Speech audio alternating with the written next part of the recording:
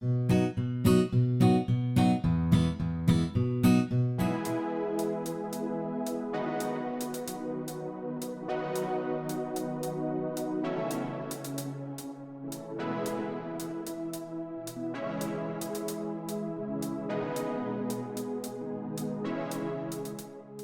guys, so I wanted to make a video today showing you around Avery's nursery.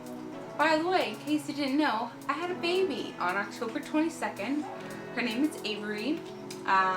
Basically anything you want to know is on Instagram, because since she's been born, I've only, I think, posted like 1 or 2 pictures that don't involve her. So yeah, she's the most amazing thing in the world, and I'm sure all new parents say that, but she's the best ever. So while I was doing her nursery, you guys obviously saw videos of all of the nursery DIYs, because I did indeed post those, but I didn't give you a kind of final tour look around the whole room. So I thought I'd do that today, kind of mixed in with a how to decorate a nursery for less than $500, because that's what we ended up doing. So tip number 1 would be, if you can do it yourself, do it yourself. So if that means all the decorations that you're doing, make them. Come up with a theme that works for you and just go with it. We didn't know if we were having a boy or a girl, so we wanted something to be gender neutral. So we ended up going with an underwater sea creature theme. So like fish and jellyfish and squids and octopuses and turtles and all that fun stuff. So yeah, just find a theme and do as much as you can. I made all of the artwork for the room, so that includes the 2 picture frames that are above her changing table.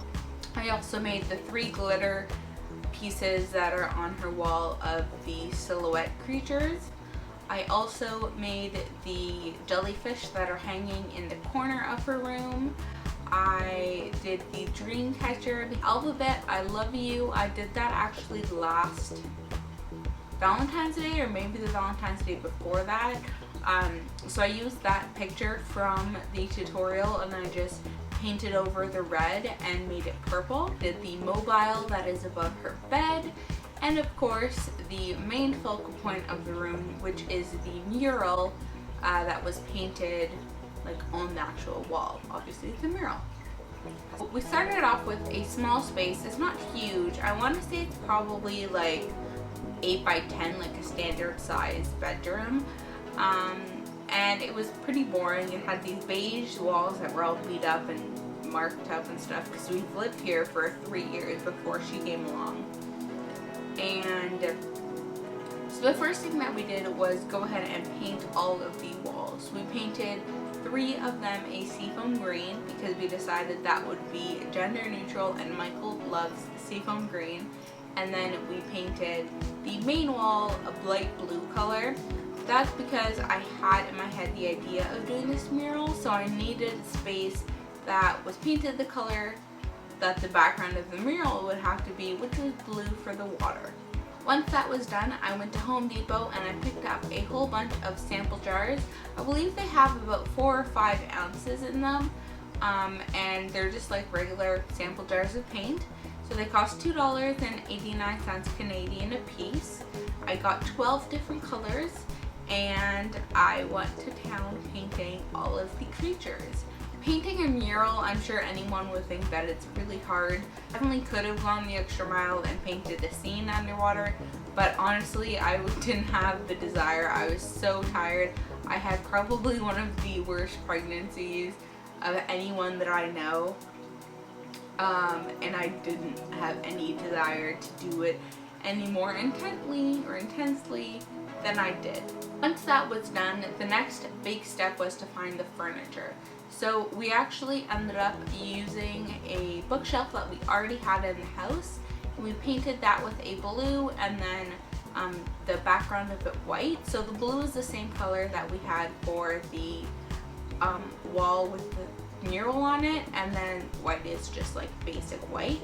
We then decided that we were going to get a change table and a dresser. Now, ideally, I would have just gotten a dresser that had, that was like a short, long dresser with 6 drawers, and just put the change pad on top of that. However, the space in her room didn't allow for that, so we ended up getting 2 pieces of furniture. They're both from IKEA, so they're really inexpensive. The first was the change table, which was just like $89 or something, pretty inexpensive. It provides a lot of storage because it does have 2 shelves as well as obviously a place to change her. We also ended up getting an IKEA Malm 3-drawer dresser, which is funny because we have the 5-drawer in our bedroom as well as the nightstands that match, and I have the vanity. And now we have 3-drawer dresser, so we pretty much have the whole Malm collection. The next main piece of furniture, of course, is her crib. Now, we did buy her crib secondhand off of Craigslist, and it came in at $45, which is pretty inexpensive. When you're buying a crib, especially if you're getting it secondhand, you need to make sure that it follows all of the rules and regulations that are set in place by like the city that you live in. I'm not sure if the rules that we have in Toronto are just for Toronto or for Ontario or for all of Canada, but they do require that, you know, the rails of the crib are a certain distance apart. They require that you don't have a drop side of the crib, and if there is one, it has to be against the wall so you can't actually use it, and it has to have the stoppers on it so that it can't actually go up and down, just because they stopped making them like that for safety reasons, so they obviously don't sell them anymore. If you do already have one, you're more than welcome to continue using it as long as you follow the new regulations that are put in place. The last piece of furniture for her room that we ended up using was a chair. Now, most people decide to put some sort of chair so that they have a place to nurse if they do go the breastfeeding route. We didn't want to buy a chair. Obviously, chairs are very expensive. It would have been nice to have a glider or a rocking chair or something of the sorts, but my mom had this like standard chair like that you put in the living room at her house in the basement that she wasn't using, and actually belonged to her great grandma, so it's a pretty old chair. It's been recovered far too many times to count. And I obviously was not going to pay to recover it, but the green that it was did not match the room. It would have if it was a lighter green, but it was like a forest green. So I just put a blanket over it that my aunt crocheted for Avery at her baby shower, or for her baby shower, and it works perfectly fine. The only other big thing in the room that we purchased was the carpet. Now, the carpet was just from Walmart. It's a 7 by 9 foot carpet, I believe, and it ran us $39.99. I know carpeting can get really expensive, but it's nothing special. It just was the perfect colors. Other than that, we just used the curtains that were already in the room. We accented the top of them with some lights. They're just like little paper lanterns on a string, so that when I'm nursing at night, I can have a light on without it being too bright. I guess when you're redoing or making a nursery from the get-go, you really just want to think about how many things you can get at thrift stores, how many things you can get secondhand or that you already have that you could repurpose. So I hope that you guys enjoyed this. I know you haven't seen me in a while, and I apologize for that, but getting used to life with a newborn is definitely a change and something you have to, you know, focus on 100%. You can't really have your attention elsewhere. So I hope that you guys have a good day, and I will see you later. Bye!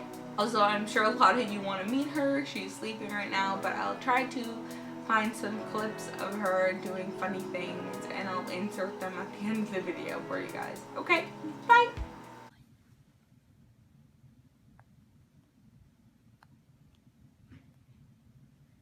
Good morning, Daddy. Hey, Avery. Look at me.